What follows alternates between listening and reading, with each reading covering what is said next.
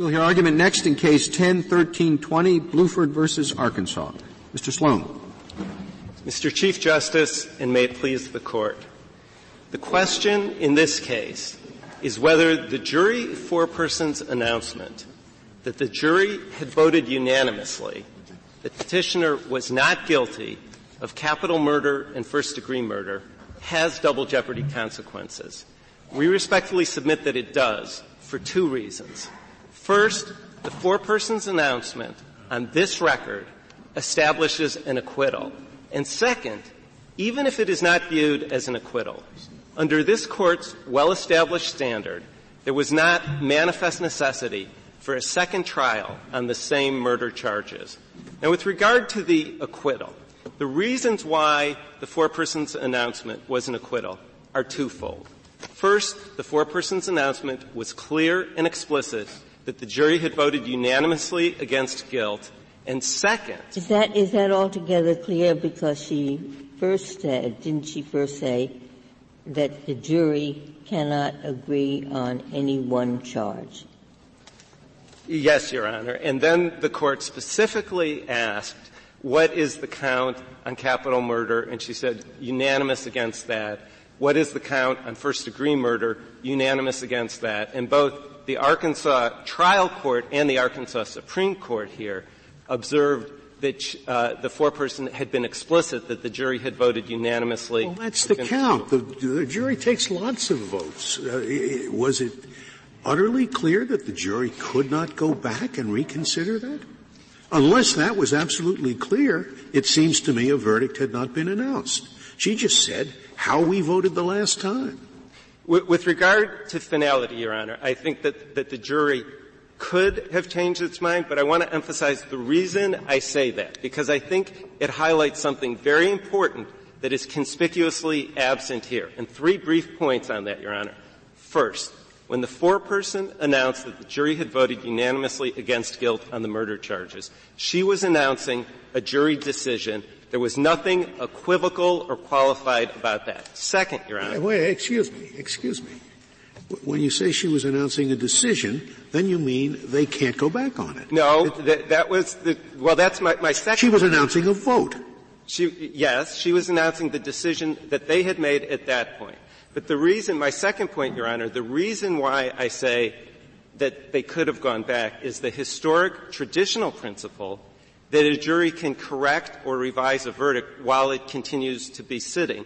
Now, and in this Court's opinion in Smith versus Massachusetts, this Court talked about that traditional and historic principle, cited an English case from 1824, the Parkin case, where the jury had done that, had gone back after announcing a verdict, and how that would play out here if the jury came back and they said, we were unanimous before, but now one juror says that he doesn't really agree with that, then of course a court could take that into account. I think you've conceded away your case when you say that. The one characteristic of a verdict that seems perfectly clear to me is that it is final. The jury can't render a verdict and be discharged and then come back the next day and say, you know what, one of us has changed his mind or her mind. It's the final vote. And so why isn't the critical question here whether what the foreperson said was, this is our final vote, we're not going to go back, this is it, or this is the way we vote it now, and it's one or more of us may have wanted to retain the right, reserve the right to go back and vote again. Because the reason why I think the announcement was an acquittal here is twofold. First, there was the explicit statement of what the vote was at that time. But second, there is nothing on the record in this case that contradicts that statement.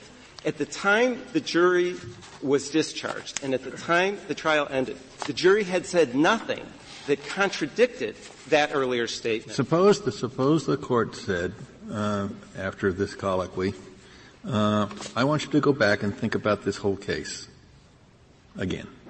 Could the jurors then have revisited the first count? Well, the capital murder count?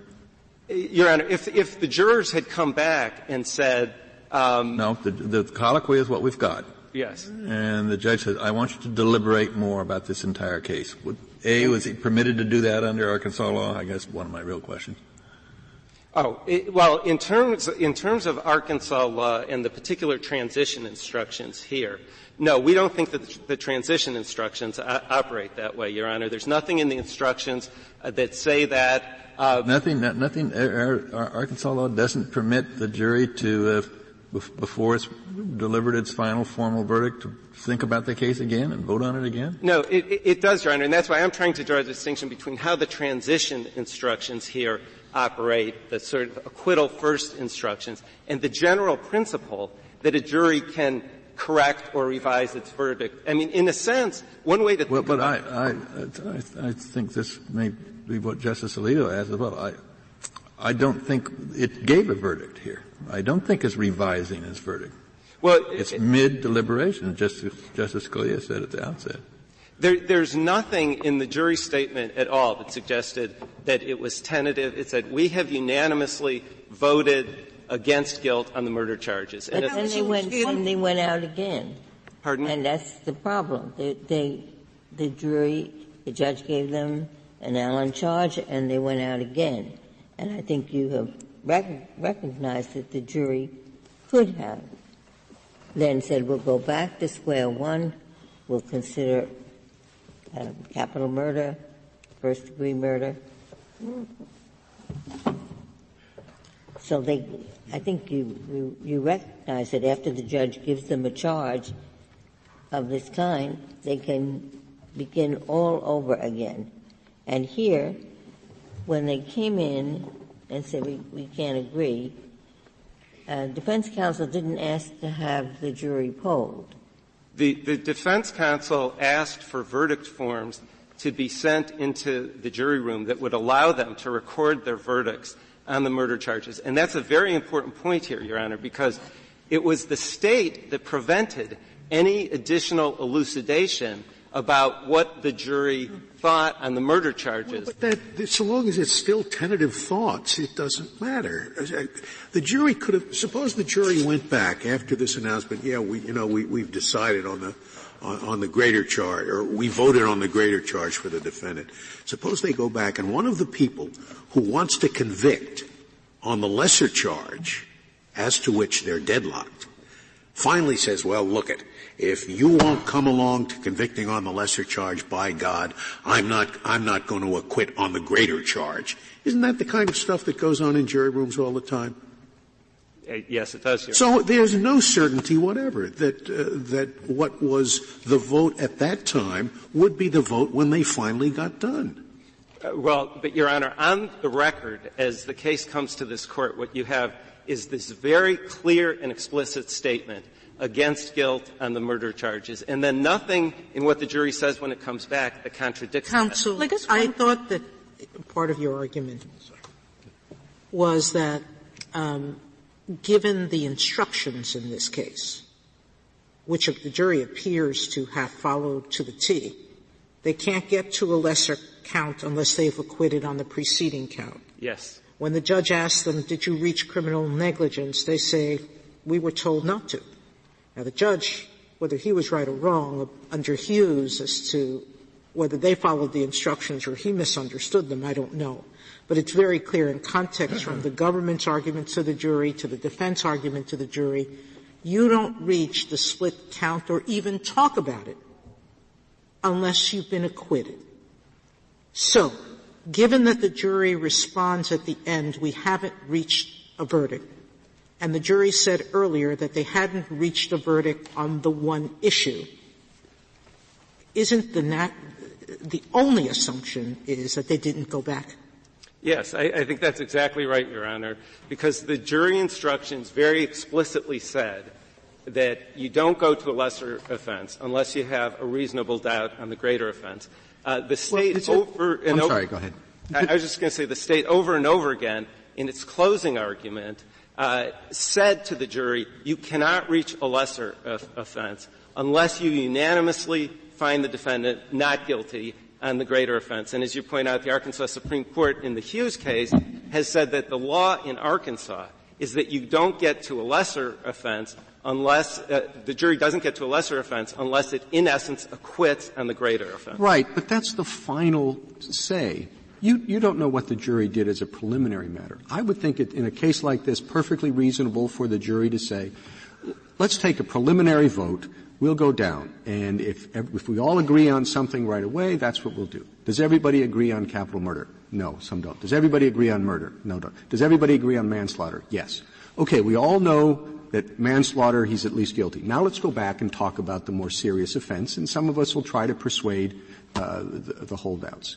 And yet you would say, as soon as they reach the point of saying, yes, he's guilty on manslaughter, they can't go back. Well, the instructions don't provide for them to go back. The State, which had never made that argument until this Court in this litigation, that they can go back, doesn't point to any. Well, but then I'm not sure it's just a matter of State law then. What we're doing here is talking about the constitutional minimum. And Justice Scalia gave a hypothetical. You can have even a more principled juror than that. He said, now that we're thinking about manslaughter, it is true that thus and so happened. Maybe we were wrong on the first degree count. Okay. I mean, that's perfectly plausible. Well, let me say, whatever one thinks about finality, and I do think there was sufficient finality here for the reasons we have been discussing, but whatever one thinks about finality, let's consider this in the context of manifest necessity. Because whatever one thinks of finality, I submit that it is clear that when a jury foreperson stands up in front of the jury, in front of the defendant, lawyers for both sides, and says, we have voted unanimously that he is not guilty of these murder charges, that is something at the very core of the double jeopardy clause, at the heartland of it. Are you saying that there was no manifest necessity to declare a mistrial as to any count, in which case there could be no retrial whatsoever, or no manifest necessity to declare a mistrial on capital murder? And if you're saying the latter, then what would you have us do with the decision by the Arkansas Supreme Court that Arkansas law does not allow a partial verdict?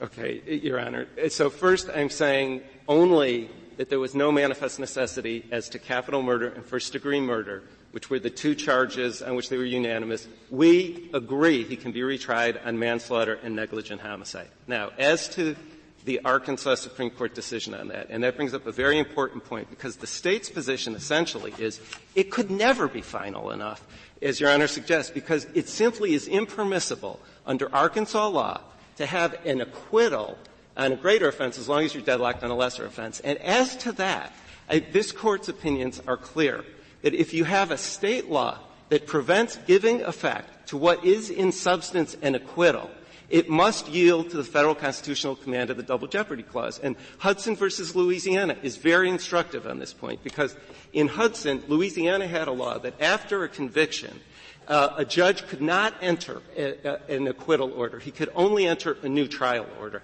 And after the conviction on murder in Hudson, the judge entered a new trial order and explained that it was because of insufficient evidence. And this Court unanimously said that that substantively was an acquittal. It has full double jeopardy consequences, notwithstanding the fact that Louisiana law does not allow a judge to enter an acquittal order. Is I can't figure this out very well. We have an imaginary State, and what the State says to the jury, you have three choices. Choice one is you acquit this person of everything. Choice two is you convict him of something. Choice three is you say you're hung. Okay? I don't see anything in the Constitution that prevents a State from doing that. So what is it?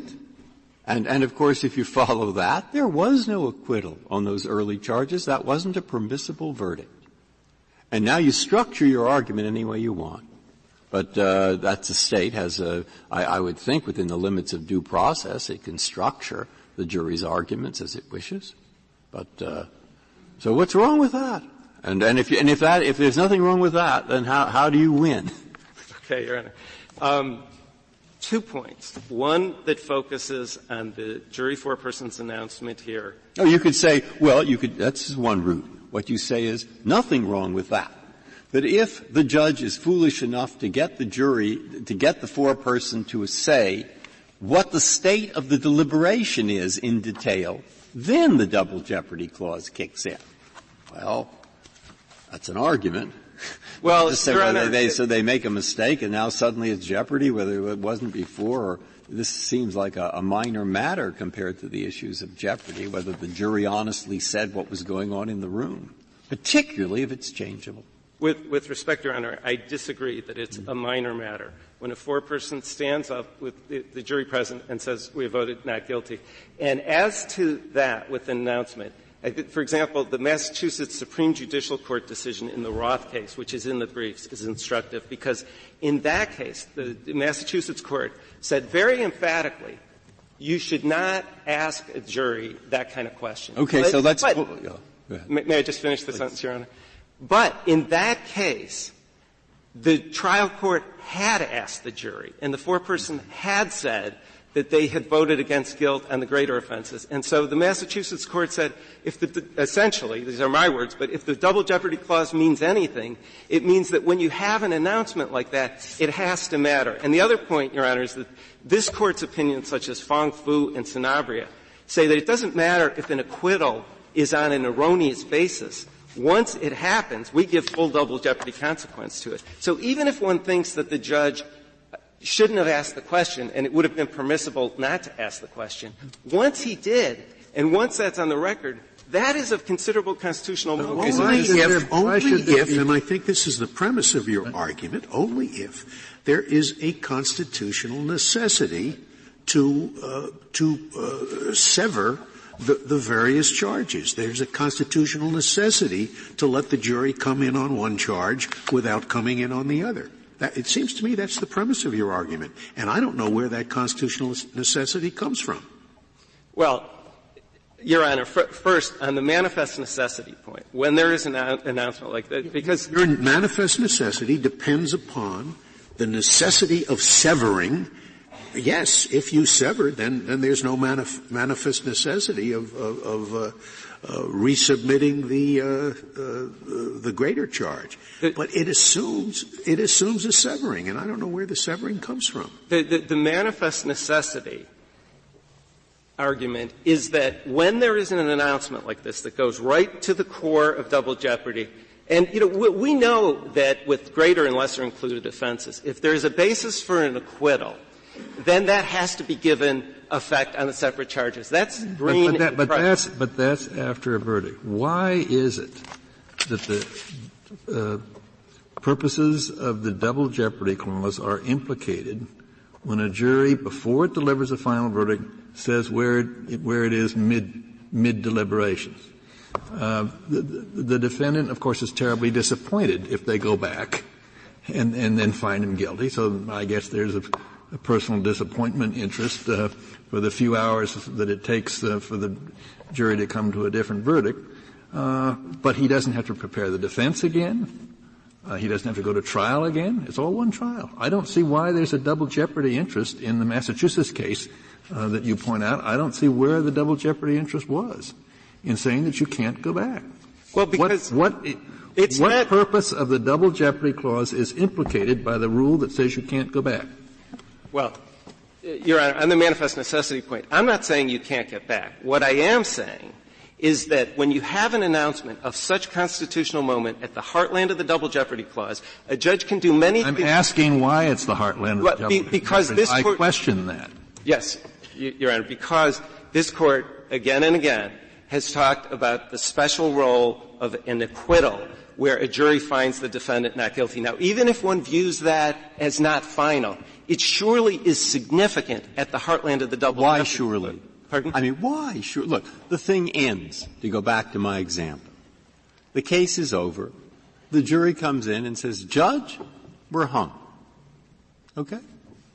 Everybody's going to go home. Okay. But the defense lawyer says, Judge, I'd like to know which of the 5 charges they're on. Does the defense lawyer or the prosecutor have a constitutional right to find out? Okay. Well, Your Honor, if one assumes the foreperson's announcement is not in it or it's of no consequence. No, I'm not assuming anything. I'm giving you the No, this is what I'm saying. So there's just the question, does the defendant have a right to inquire? Yes. And here what's the answer? There's, I would say definitely yes in a hard transition state. This is where you get into in the state I imagine is there were 3 possible verdicts: acquit of everything, convict of something, or say you're hung. That's what we're imagining. Okay? And you can imagine the set of instructions go to A, B, C. That's fair enough. Those 4 things. Right. Okay, now, case over. Acquitted, no hung, Your Honor. Defense attorney. I want to find out which of the 5 they're on. Does he have a constitutional right to get the answer? He does if he does. Yes, if it is a hard transition state. And or especially if it's a hard transition state. I don't know what, I'm sorry. Okay. What a hard transition, or sometimes is called an acquittal first state, which may put it in relief more, which is where, as in this case, the jury is told you may go Okay, to I see. Okay, fine. In other words, here I got it. Here. And every state court, except for Arkansas here, that has addressed the issue in the context of a hard transition has said that the defendant does have a right to inquire. Okay. It's very different if you don't have that. Wait, I'm only midway because I'm trying to follow this through. I still don't know why the Constitution does that, but I'll take your word for it. I'd assume it was state law that does that, but fine. Now, he says, yes, you have the right. Either of you has the right. We're on number 3. Your Honor, I would like a poll of the jury as to the acquittal as to 1 and 2. Do both sides have the right to get that? So after they've announced an acquittal? No, well, here's what happened. Judge, I want to know what number they were on when they couldn't reach. Right. The foreman. Number 5, Your Honor. Judge, I would like a poll of the jury, each juror, as to numbers 1, 2, 3, and 4, to be sure that they were unanimous on each, as to the acquittal, which under the instruction allowed them to go to the next one. Okay? Constitution requires it. Well, no, I mean, look, I think there can be variations in state procedure, but I think the No, well, why doesn't the Constitution require it? You have to be sure there was an acquittal. You have to be sure there was an acquittal. What I'm doing, obviously, is I'm spinning out what I see as the constitutional consequences of taking your constitutional position, and I'm going to be ending up by saying, I've never heard of this before. Well, there's a lot of stuff I haven't heard of, so that doesn't prove that much. Well, there are several states that have this, and the reason. Counsel, what do several states have? If I read what those states are saying, including the Massachusetts state that you point to, it's a very simple rule, and you seem to be arguing past it or around it. Or I think what they say is once the jury announces an acquittal, then that's the substance. The person's been acquitted. Once they've made a judgment and announced it, the Constitution the Double Jeopardy Clause doesn't entitle someone to have it announced, doesn't entitle someone to force the jury to announce it. But if the jury gets up at the end of the trial in a state that doesn't permit partial verdicts and said, contrary to the instructions of the judge, contrary to the law of the state, the jury says we acquitted on counts 1 and 2, we're hung on count 3. The Constitution says jeopardy attaches because there's been an announcement of a verdict. Isn't that your position? That's exactly right. There's another body of case law also, which I was addressing, which talks about when jeopardy attaches, even if there's not that kind of announcement. Well, but Your Honor, our case in Ball says it doesn't matter whether a judgment is entered or not. As far back as 1896, Ball said the judgment is irrelevant. It is the verdict of acquittal. And it basically equated that verdict with it doesn't matter if it's entered properly, if the jury's polled, if anything happens, it's as soon as the jury announces acquittal. That's the operative double jeopardy kicker. Isn't that what you're saying? Yes. Yes, Your Honor. And I thought I heard you arguing that here the lack of manifest necessity was that the judge had heard they reached that verdict.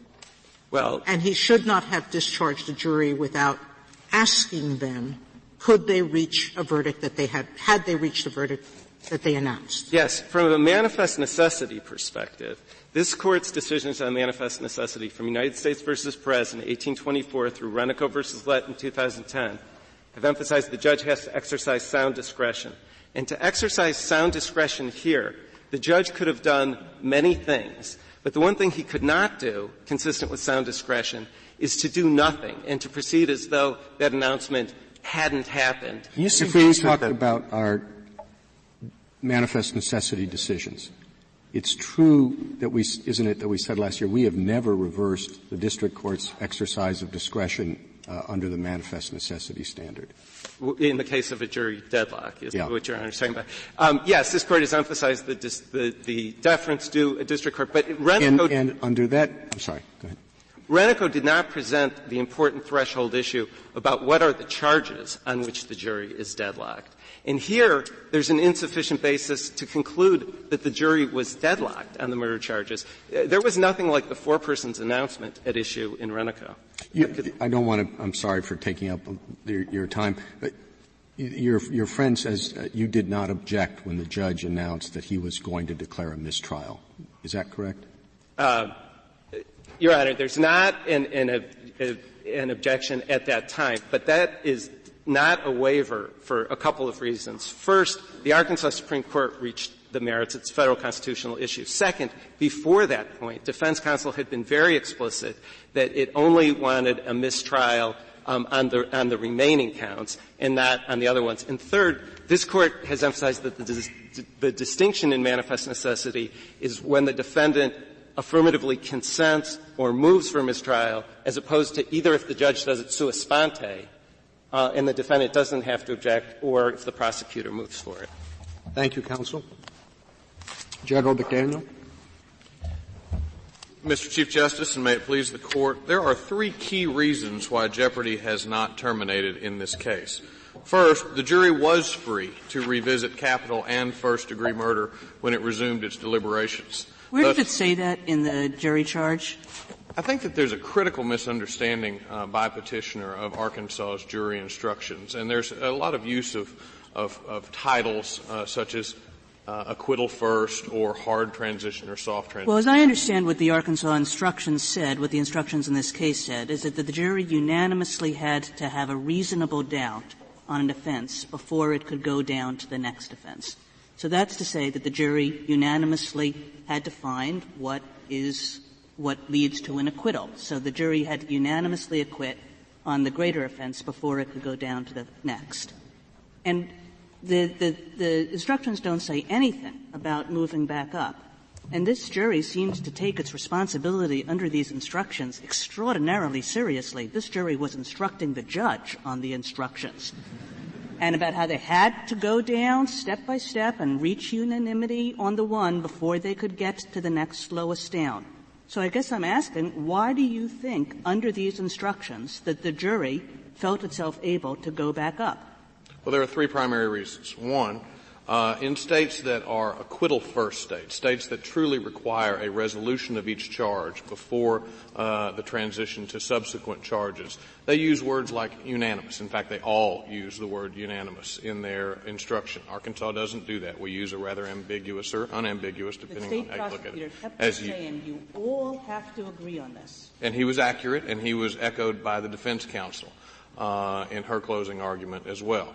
But there is no requirement of a resolution. The jury verdict forms reflect that perfectly. In fact, Justice Breyer's example of a given state is exactly what Arkansas does, as compared to a true acquittal first state, where there are multiple jury verdict forms, where you truly resolve one charge, attaching final resolution, and in fact attaching jeopardy, or terminating jeopardy.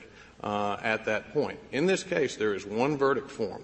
You can decide. Sorry, I'm so totally confused by you ignoring Hughes. The Arkansas charge says, if you have a reasonable doubt of the defendant's guilt on the charge of capital murder, you will consider the charge of murder in the first degree. And I thought the Arkansas cases said no one juror is going to think they can go to the next count. They have to understand from this charge that it has to be unanimous. And that's what the prosecutor argued. It's what the defense argued. It's what your Supreme Court has said has to happen. I'm a little confused, given your case law, your Supreme Court case law that says you can't move on to the next one unless it's unanimous, how you can answer Justice Kagan's question the way you have. I mean, there's nothing in your case law that's... You didn't finish your answer, did you? I thought you were going on to some other points. I did, and in fact I think that Hughes is extraordinarily important. And respectfully, I believe that the petitioner has mischaracterized Hughes. There is a line of dicta in Hughes that is particularly useful in the petitioner's brief, but it is Justice Corbin of the Arkansas Supreme Court who authored Hughes, who was rejecting a double jeopardy claim in Hughes, and in fact invoked this line, which says what has been quoted in the briefs. It is Justice Corbin who was presented with this exact same argument to interpret the instructions in Blueford, and authored Blueford and rejected what allegedly was his position on the instructions. Hughes was not about the instructions. No part of Hughes was asked to interpret what our instructions are. I think if you look at what the judge said, what the prosecutor said, what the defense counsel said, and then what the jury said, it's clear that they all thought that they had to unanimously agree on something before they could go to the next crime. And again, there's no suggestion in what anybody said that they could go back up. Is there any suggestion that they couldn't go back up? That is extraordinarily important. And isn't it usually assumed that a jury is not finished until it's finished? The State would assert that that is precisely the case here. You have exactly the type of jury verdict form that Justice Breyer suggested in his example. They have to decide on something. You have one charge, capital murder, and its lesser and included. This person, Mr. Blueford, does not deny that he is guilty of a homicide offense. That was included in their closing argument. Does not deny that he's subject to retrial because there was manifest necessity on at least two of the charges. They simply would like to say that there was not manifest necessity for the greater of the two, and the only way that happens is either to answer, I believe it was Justice Kennedy's hypothetical earlier, are you required to go and engage in partial verdicts even if a State does not choose to do so, even if a State is in fact a general verdict State? Even if you're not required, and maybe you are required, but even if you're not, here the jury comes back. The jury tells the judge, we've unanimously reached acquittal on these two counts. At that point, why doesn't the judge have an obligation? You know, the judge sends them back for a half hour. There's no reason to think that in that half hour they moved back up the scale. There's every reason to think they just remained stuck where they were. But even assuming that there is some conceivable possibility that they went back up, why doesn't the judge, working with the manifest necessity standard, have an obligation to say, well, what about it? Did you reach acquittal? Did you reach a judgment on these two counts? Well, there are a couple of reasons. One, I think it's fair to say that the State recognizes it was improper for the judge to inquire in the way that he did. I think that it's fair to say that he recognized that it was improper, as he didn't do it on their first announcement of deadlock, and he didn't do it on their final announcement of deadlock. It's important to note that although defense counsel at trial did ask for revised verdict forms, that was not her initial reaction. Her initial reaction was to say, Judge, I think that the jury needs to go back and keep deliberating, and I would ask that you give them another Allen charge. That's not the reaction that anyone would have if they had just heard an acquittal of their client. This was, in fact, a mid-deliberation report, probably wrongfully elicited by the trial judge, but it was just that, a snapshot in time with no intent by the jury to make an announcement. So when they returned, The real question, I think, hinges, as this Court analyzed in Smith versus Massachusetts, is it possible for there to be revision? And it doesn't, in fact, Justice Kagan, have to be the entirety of the jury completely pivoting in their decisions. All it would have to be is one. And we recognize that even after they have announced unanimously, signed a verdict form, offered their assent, if they're polled in the box and one person changes their vote, then that bears the effect of changing the verdict. So is it possible? Would it be different Yes. if the judge had called them back in and said, are you deadlocked on the third count? And my hypothetical to your adversary. They said, well, we have acquitted on capital murder. We've acquitted on the second count. We are still judged deadlocked. If this had been announced at the very end, what would be your position today? Certainly it would be a tougher case if everything ended at that moment, because at that point counsel would have to ask the trial court, if you're declaring a mistrial at this moment on this report, what are you going to do? Are you going to accept this or are you not going to accept it? Will there be an opportunity for polling? It doesn't sound like the judge was interested in any of the defense counsel's positions on mistrial. He announced that whether the jury told them they were deadlocked or not, he was going to call them back. So I don't know that the judge would have done what you suggested. Because the defense attorney did ask for partial verdicts after their first announcement. And, Justice Sotomayor, they were rightly rejected. Partial verdicts are not contemplated in Arkansas law. It would have been error for him to engage in partial verdicts at that time. And there's nothing in the Fifth Amendment that would require this Court to intrude upon the liberty of the states to determine. So if the state rule says we don't take partial verdicts and the judge had entered a verdict, a judgment, declared a mistrial, or entered a judgment saying hung jury as to all counts, would jeopardy have attached? If there's a hung jury as to all counts, then no. If the jury had announced what it did, but following Arkansas law as you read it, you don't take partial verdicts. It could only be one hung jury. Correct. Jeopardy have attached. No. If there's manifest necessity for a mistrial, and in this case there's one charge, one homicide offense, and as this Court has long recognized, Brown versus Ohio being a key opportunity. So really the only issue here is whether it's reasonable to conclude that a jury that had been told acquit first comes back and says we're only hung on this, and the jury says listen to each other on what you're hung on, that jury reasonably, the judge could have ignored their stated verdict and entered a mistrial on everything else. Respectfully, Justice Sotomayor, they were not told acquit first. That is you a subtle key distinction. You don't agree. I don't think you agree that it was their stated verdict. Do you? I absolutely do not. It was not a verdict.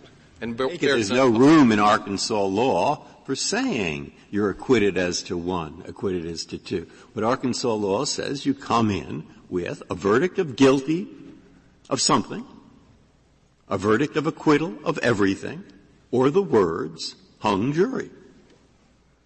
Is that right? Well, it's not up to the jury to determine. No, they say to the judge, Judge, we are hung. Judge says hung jury. That is correct, Justice Breyer. That is correct. I guess, General McDaniel, one question about what Arkansas law does is it seems a little bit as if it's trying to get the sweet of an acquittal first state without the bitter. So the sweet is an acquittal first system where you force a jury to reach agreement on one thing before it goes to the next thing, makes compromised jury verdicts harder. And that's why a state might say we want an acquittal first system. The bitter that most states take with that is that they say, well, if we're forcing them to agree on these things and they agree on a verdict of not guilty, we're stuck with that.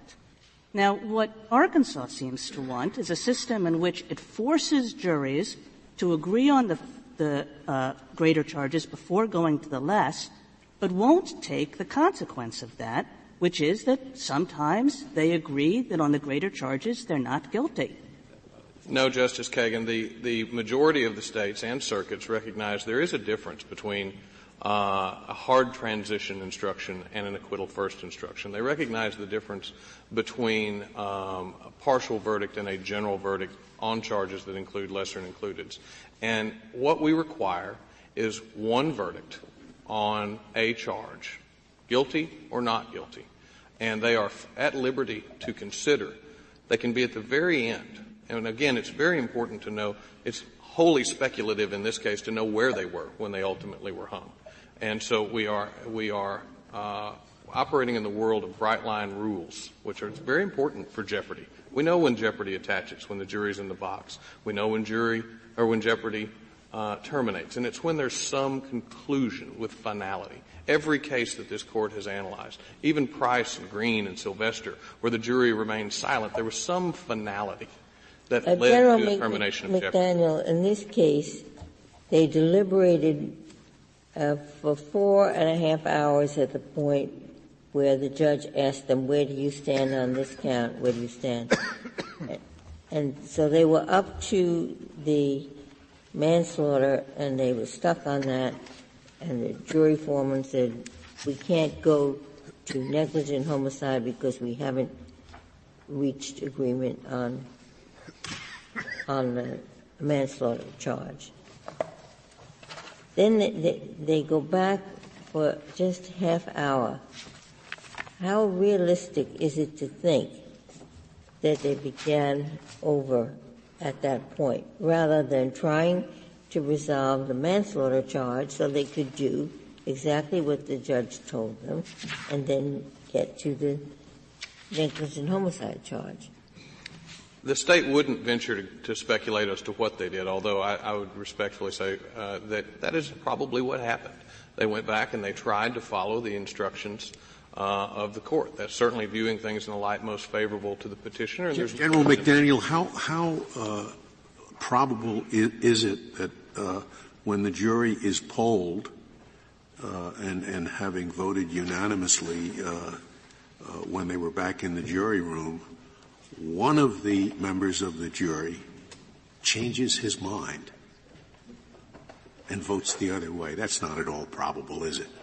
But it happens sometimes, doesn't it? It does. And when it happens, what's the result? It bears all of the difference in the finality of the verdict. And again, as this court noted in Smith, it's the availability. It's the incorporation within a State's procedure for that finality to be undone. My Lord, how likely is it truly for a trial court to completely reverse his or her granting of a motion of dismissal? But this court said if there's a procedure in place for it to be revisited, then jeopardy doesn't terminate until the point at which there's no return. Is this a fair explanation of Arkansas law, which doesn't seem to me to be perfectly clear? What the jury is supposed to do is to vote on the greatest offense first and reach a reasonably firm vote. And if they reach a reasonably firm vote that is unanimous, not guilty, then they can move on to the lower offenses. But that reasonably firm vote is not an absolutely final vote, and there is still the possibility for the jury to go back. Yes, is that a correct understanding? Yes, Justice Alito, that's precisely correct. And just as Justice Scalia noted earlier, we recognize that there are compromises that are incorporated into transitions. One may be willing to say, I'm willing to move on from first-degree murder. I'm the only one here that believes that we should find guilty of first-degree murder, but that's not going to happen. I'm not going to change your votes.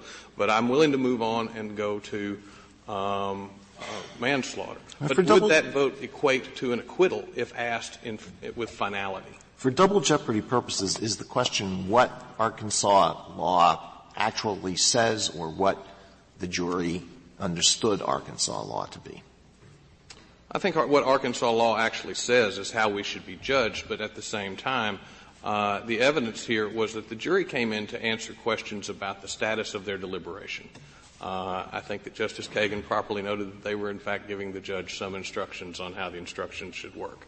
And they were answering that question, and one person was asked, well, where are you?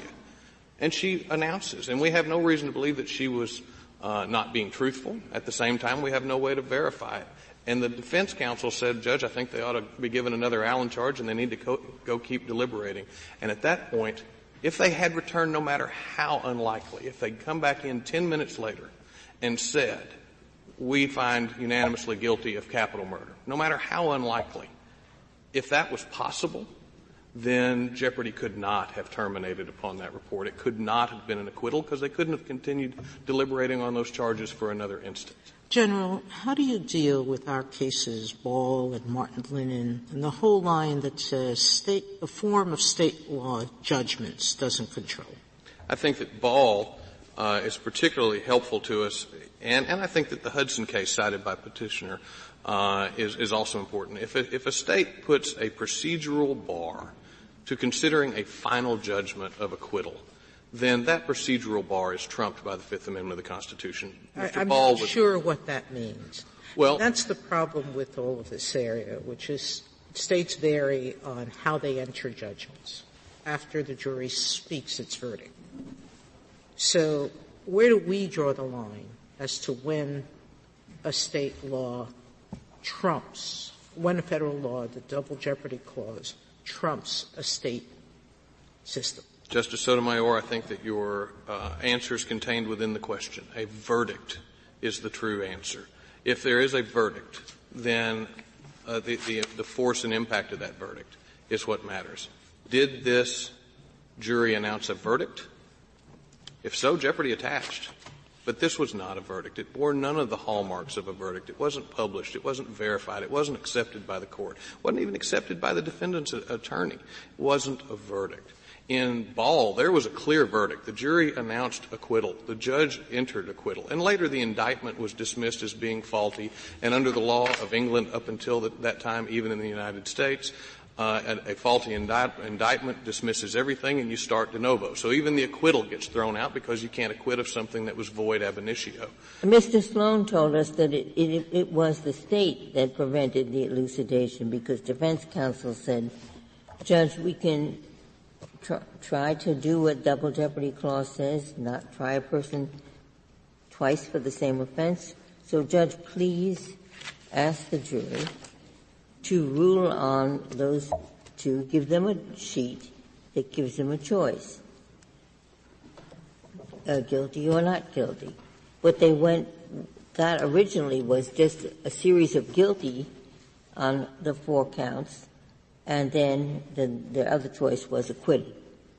Now defense counsel says, ask them, is it guilty or not guilty, instead of asking just, is it guilty? And the judge declines to do that. Isn't that why we don't have definitive answers? Because defense counsel said, Judge, give the jury the chance to tell us whether they. Some states do, in fact, give the opportunity to inquire into the jury's deliberations. Partial verdict forms and inquiries are permitted, but they're not required. And in Arkansas, the state properly objected to changing the agreed-upon verdict forms, as the judge said, midstream. They'd been agreed to, they had been submitted, and they properly reflected the law in Arkansas. So if to change them would have either been by agreement or because they were constitutionally required. And that's ultimately the question in front of this court. Are they constitutionally required? And that leads into the manifest necessity analysis, because any time there is a charge with lesser and included offenses and a general verdict state, and the jury simply announces we cannot reach a determination, is the constitutional trigger truly resting on the fortuity of the announcement of a snapshot vote in open court? Or is a constitutional trigger how they voted back in the jury room? And if that is the constitutional trigger, then wouldn't partial verdicts be required? In fact, this court does not require partial verdicts. An announcement of unable to render a verdict warrants a mistrial. This court has said clearly in Renico that we defer to a trial court's decision that manifest necessity exists. In fact, this court has never overturned a trial court's decision that manifest necessity existed for on a hung jury. Here a jury was hung. They simply could not render a decision on the verdict forms they were submitted, guilty or not guilty of a homicide. They couldn't answer the question. And therefore jeopardy should continue and the retrial should be permitted. General, you mentioned Green and Price before, and those are the cases, of course, where there's a conviction on a lesser charge. We don't know anything about the greater charge, and then the conviction is overturned. And what the court says there is, well, we don't know anything, but we're going to make a reasonable assumption. And the I think it's a legitimate assumption. The legitimate assumption that they acquitted on the greater charges before they went down to the lesser charge. Now, it seems to me as though there are 100 reasons why that might not be true. The jury could have just gone to the lesser charge immediately as a compromise position without voting on the greater charge. But the court said, we'll make a legitimate assumption. So why isn't the same true here? We're making a legitimate assumption, I think, honestly, on the basis of much more than Green and Prince had to work with, if you will, that the jury, in fact, acquitted of those greater offenses. Well, in Green and Price, there were verdicts. And there was a in verdict this case, that eventually got overturned. There was no verdict on the greater offenses. You have to look at Green and Price in conjunction with this court's holding in Brown and the analysis of lesser included offenses within a general offense. They are one for jeopardy purposes. In this case, Mr. Blueford was facing one charge for jeopardy purposes. The information, the indictment, only included one charge. So he could not have been convicted of both manslaughter and murder in the first degree. This Court's very clear about that. So in Green and in Price, where there was a conviction on a lesser charge and silence, in other words, they didn't expressly say not guilty of this higher charge and not guilty of this higher charge and guilty of this lesser charge, it stands only to reason, and certainly to constitutional scrutiny. You can only be convicted of one of them. And if a jury finds, and again, it still requires publication, verification, and acceptance by a court of an actual verdict of one of those charges, it only stands to reason and logic that the upper charges were dismissed. That is entirely different, respectfully. Well, in Green and Price, the defendants were tried once on the greater offense, and jeopardy terminated without a finding of manifest necessity regarding the termination of jeopardy. To me, that is the sound basis for those decisions. But I have to agree with what Justice Kagan said. Justice Black's reasoning in Green that the jury impliedly acquitted the defendant of the greater offense by convicting the defendant of the lesser offense doesn't really make any sense, because they could have simply been in disagreement about the greater offense. Well, and I think that's correct, and I think that there has to be some question here as to, is it an implied acquittal or was it an express verdict? I think the petitioner can't really decide, or at least hasn't articulated, where the jeopardy terminating event occurred. Was it when they made their announcement, in which case why did they go and subsequently deliberate, even on the request of counsel? Was it at the conclusion when there was the possibility that nothing really had changed after the report and a declaration of manifest necessity, which did not come, by the way, at the request of the State? It was sua sponte by the court. And then there was, in fact, a waiver, I think a legitimate waiver of an objection by defense counsel. There was at no time at that point before releasing this jury did defense counsel renew a motion to submit partial verdict forms, to inquire into the jury, to poll where they were. What she had asked, so why was it necessary for her to repeat them? That she said, Judge, please let them vote yes or no on the two most serious charges. And the judge said no. She might have figured if she was going to repeat that, she would just annoy the judge. She had made the request.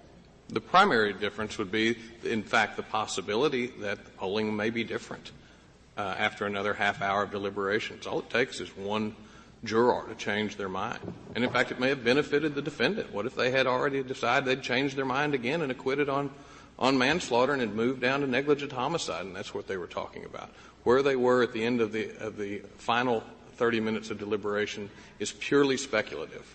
And because it's purely speculative, regardless of whether it could benefit the state or the defendant, it means that no report was a verdict. No report could have been a verdict. General, other than trenching on state rules that don't create the constitutional protection, what's wrong with a simple rule that says once a jury announces that it is unanimous on acquittal of a count, you can't go back unless the jury says that it's not unanimous in some way? What's wrong with that rule? It would be difficult to apply in practicality, and it certainly would be. Jury comes out and says, we're unanimous. There's a poll. One juror says, I'm really not unanimous. They go back. But once a jury says it's unanimous, a judge can't declare a mistrial, can't do something until it ensures itself that jeopardy hasn't attached. The primary reason why the majority of jurisdictions have rejected that analysis, whether it's announced or not, is the coercive effect on a jury. If you have a tired, frustrated, potentially angry jury, and they're told, we're either going to let you go or we're not going to let you go home until you decide something. You have to tell us something. I'm not announcing or setting a rule that says you have to ask them. You have to force them to give a verdict. I'm saying what's wrong with the constitutional rule that simply says once the jury says we're unanimous, there can't be manifest injustice. There can't be manifest necessity until you're sure that they can't reach a verdict, that the verdict is not their verdict. So we're not asking, but if just so I understand your hypothetical, we're not asking them, but if fortuitously they happen to announce, spontaneously or otherwise. That's what 3 state courts have said. 3 state courts have said if there's any meaning to jeopardy, it is that once a jury out loud says to a defendant, you're not guilty, the defendant is entitled to rely on that. So what's wrong with that simple rule? First, this court hasn't that rule could be allowed to work, and in fact it does work in some states. I don't see how it could benefit Mr. Blueford, and so I don't see how it follows into his relief because it didn't in fact happen. And so it might be beneficial to future defendants if they ever find themselves in such a circumstance, but it doesn't apply retroactively. Thank you, General. Mr. Sloan, you have 3 minutes remaining. Thank you, Your Honor. The core of the state's position is that the foreperson's explicit announcement that the jury had unanimously voted against guilt is of no constitutional moment whatsoever. Now, there is no opinion of this court that has ever said that a jury statement like that is entitled to no weight whatsoever. And if this court were to say that in an opinion, it would open the door to many of the core double jeopardy evils that this court has repeatedly focused on. For example, acquittal avoidance, emphasized in Arizona versus Washington. A court doesn't want to accept the acquittal consequences, so it just says, we're not going to accept that. And something that's a very real and practical danger here, which this court has emphasized over and over again in opinions, is giving the state the opportunity to refine and hone its case based on what it learned at the first trial about what went badly. And that is exactly what happened here. So it was vigorously contested. The state's capital murder and first-degree murder case fell apart. Their lead expert on it was destroyed. The jury heard both sides, voted unanimously, not guilty. And as this court said in Ash versus Swenson, a core evil of the double jeopardy clause is that we don't let the prosecutor have a dry run at a first trial and then get to go before a second trial with a new jury and plug the holes in it. And the state's position here that this is of no moment at all would raise that danger very prominently. In conclusion, Your Honor, the jury in this case heard the evidence on both sides, unanimously voted against guilt on the murder charges, announced that in open court, and never said a word that contradicted it. Forcing petitioner to run the gauntlet a second time on the murder charges would run counter to what this Court has repeatedly emphasized as the core purposes, policy, and language of the Double Jeopardy Clause. If there are no further questions, Your Honor. Thank you, Mr. Sloan. General, the case is submitted.